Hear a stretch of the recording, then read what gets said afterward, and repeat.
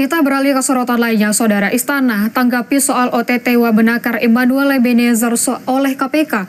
Soal penggantian Menteri Sekretaris Negara sebut tunggu proses hukum Noel. Wamenakar Immanuel Ebenezer terjaring OTT terkait dugaan pemerasan perusahaan dalam pengurusan sertifikasi K3. Soal reshuffle, Istana melalui Mensesnek Prasetyo Hadi menyatakan akan menunggu status hukum Immanuel 1 kali 24 jam di KPK usai penangkapan pada Rabu malam.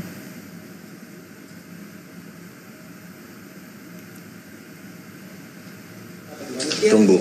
Belum, kan kita tunggu dulu tadi 1 kali 24 jam nanti hasil dari teman-teman di KPK seperti apa.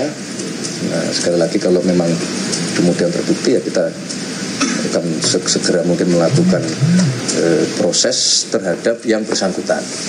Bahwa kemudian itu apakah akan terjadi pergantian yang itu diistilahkan reshuffle, belum tentu, tunggu dulu.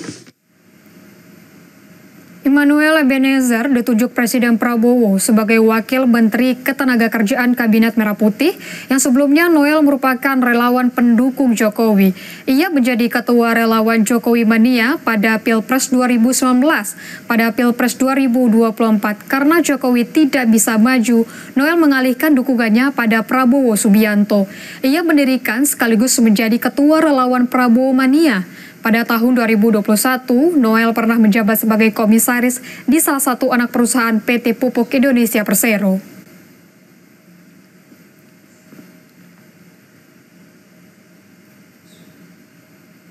Berdasarkan Undang-Undang Nomor 1 Tahun 1970 tentang Keselamatan Kerja, K3 adalah segala kegiatan untuk menjamin dan melindungi keselamatan dan kesehatan tenaga kerja melalui upaya pencegahan kecelakaan kerja dan penyakit akibat kerja.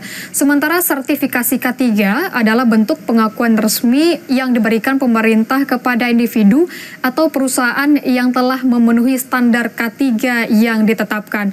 Dan sertifikasi sistem manajemen K3 atau SMK3 menjadi persyaratan untuk memenangkan tender proyek-proyek besar.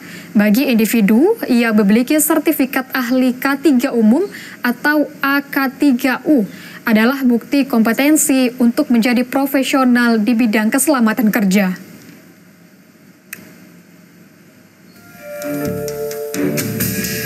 Saya akan melawan korupsi dengan sekeras-kerasnya dan dengan segala tenaga dan upaya yang bisa saya kerahkan tanpa pandang bulu.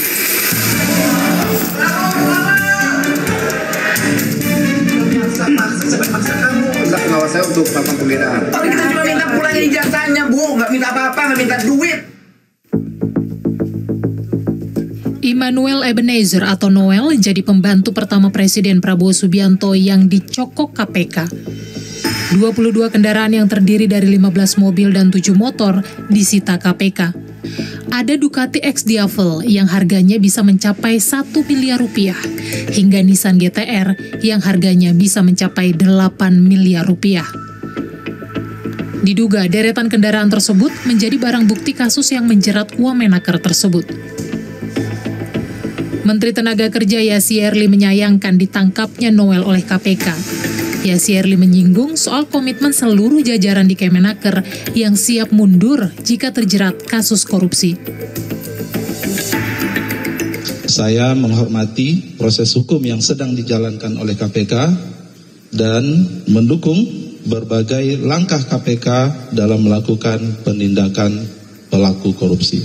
Sejalan dengan arahan Presiden bahwa tidak ada toleransi atas perilaku koruptif, maka saya sudah meminta pejabat beserta jajaran di Kemenaker untuk menandatangani fakta integritas dan siap dicopot apabila melakukan tindakan korupsi. Ketua Harian DPP Gerindra Sufmi Dasko Ahmad kembali menegaskan komitmen Presiden Prabowo yang tegas pada penindakan korupsi. Dasko bilang Presiden tak akan melindungi jika terbukti kabinetnya korupsi. Perlu ditegaskan di sini bahwa berkali-kali Presiden Prabowo menekankan bahwa Presiden tidak pandang bulu terhadap penegakan kasus-kasus korupsi, sehingga pasti Presiden tidak akan melindungi bila ada memang terbukti pembantu-pembantunya melakukan hal-hal perbuatan yang tidak terpuji.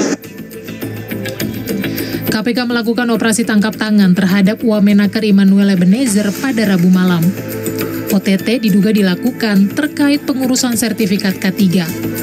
Dalam OTT ini, KPK dikabarkan menangkap 14 orang, termasuk Wamenaker. Tim Liputan, Kompas TV.